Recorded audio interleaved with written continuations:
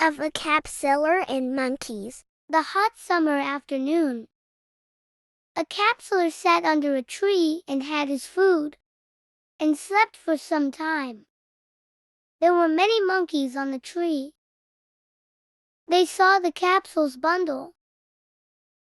They came down and opened the bundle.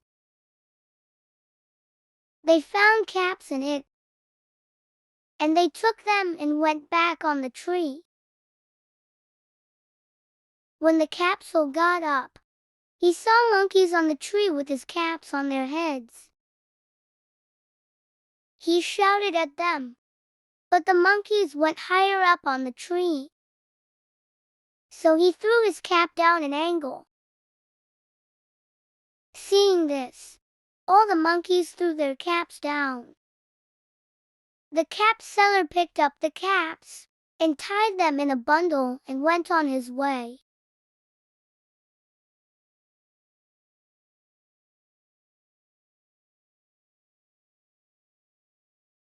Moral: there is always a way out of every difficulty.